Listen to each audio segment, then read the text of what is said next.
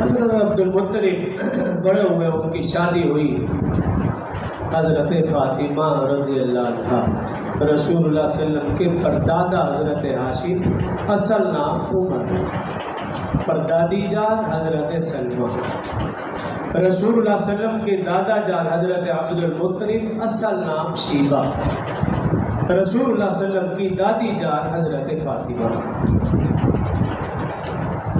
اب یہاں پہ زمزم کا واقعہ بھی مختصراً عرض کر دوں۔ گزشتہ جمعہ میں نے عرض کیا تھا حضرت اسماعیل علیہ السلام کی شادی پہلے ایک عورت سے ہوئی، اس کو طلاق دے دی گئی، پھر دوسری عورت سے شادی ہوئی۔ دوسری عورت سے جو شادی ہوئی وہ قبیلہ بنو جرہم کی رہنے والی تھی۔ اس کا مختصر سا 1-2 منٹ کے اندر بات کو آگے بڑھاتا ہوں۔ جب زمزم کا کنواں حضرت اما ہاجرہ اور حضرت اسماعیل جب ننھے تھے یہ آباد ہوا، اس کے قریب یمن میں قحط پڑا۔ اب یمن میں قبیلہ بنو جرہم تھا، وہ قبیلہ پانی کی تلاش میں نکلا، پہنچتے پہنچتے مکہ پہنچا، اور مکہ پہنچ کر انہوں نے اما ہاجرہ علیہ السلام سے اجازت مانگی کہ آپ ہمیں اجازت دے دیں، ہم یہاں رہ جائیں، یہاں پہ پانی ہے۔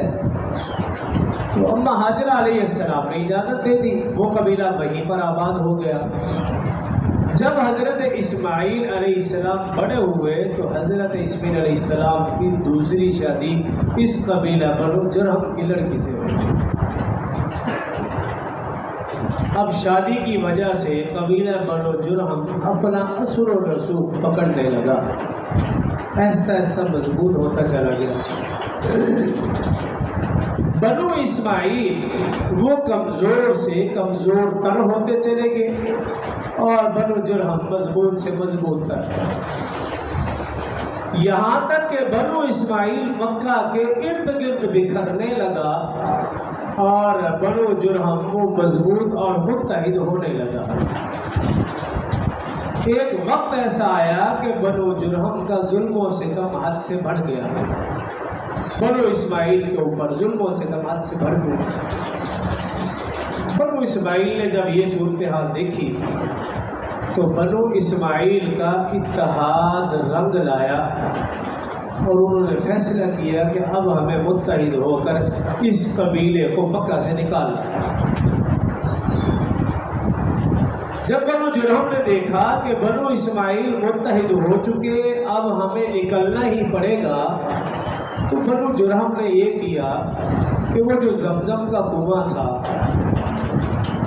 کعبۃ اللہ کے اندر جتنی بھی قیمتی اشیاء تھی وہ ساری اس کنویں میں ڈالی، اور سونے کے 2 ہرن اس کنویں میں ڈالے، اور کنویں کو اس انداز سے بند کر دیا تاکہ اس کا نام و نشان بھی باقی نہ رہے، اور وہ قبیلہ وہاں سے چلا گیا۔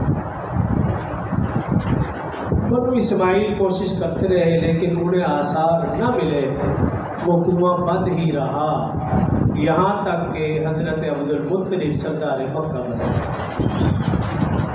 اب جب حضرت عبدالمطلب سردار مکہ تھے،